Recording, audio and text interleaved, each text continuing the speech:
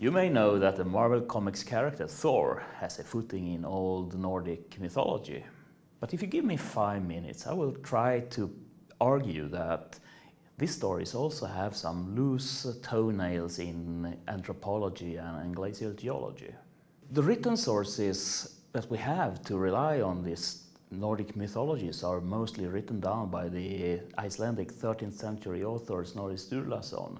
But there are also older texts that proves that this information has older origins. Basically, the idea of the origin of the universe, as Snorri describes it, was nothing in this pre-Christian context of the Big Bang. There was a big cauldron with nothing, and a whisper, and a song. And with the whisper and the song, a fire started to burn in one end of the cauldron, and a massive wall of ice was building up in the other end, where they suddenly met, after thousands and thousands of years, a big ice giant named Ymer was created.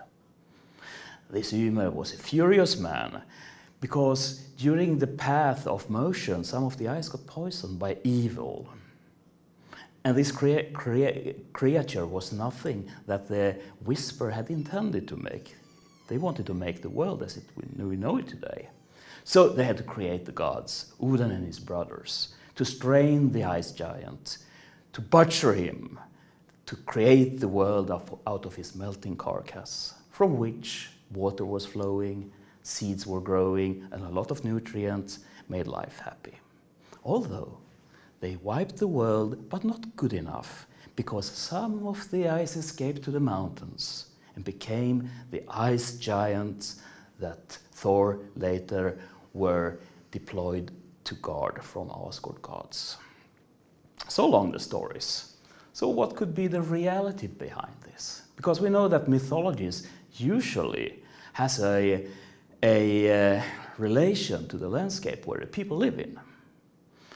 So if we think about the Icelandic setting, volcanoes and glaciers, well, it's all fitting. But Snorri lived in the 13th century, and the first Icelanders was in Iceland the 8th century. So now, who could have created these stories? Because they're much older than so. The Germanic or the Proto-Germanic people that lately became the Nordic people came with farming into Scandinavia about 4,000 or 5,000 years ago. That's what we know from latest science.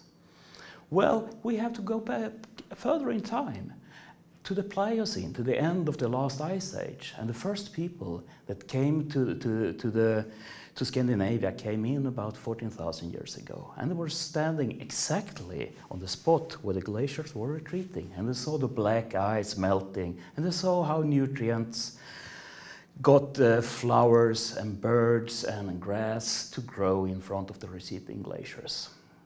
These campers were probably pretty happy camping along in Scania, but 1,000 years later the Younger Dryas happened, a cold snap that made the glaciers to advance again. And perhaps it is these ideas that kept these mythologies flowering up to 1,000 years ago. Although these people were not Germanic, they were from some other language tribes. But what we know from knowledge is that these people lived side by side with the farmers when they came into Scandinavia about 5,000 years ago.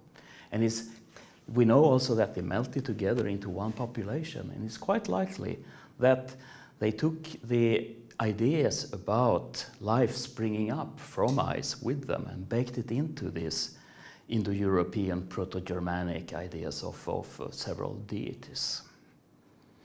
And with that, I think I might have told you that there might be a scientific base in these old mythologies and in the Marvel Comics film.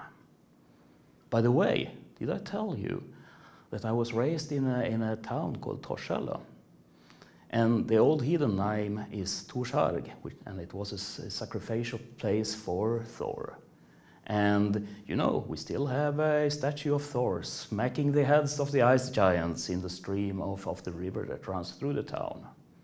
And when I was a little boy, I always threw a penny at him, because you never know, really. But as a glaciologist, I must tell you one thing.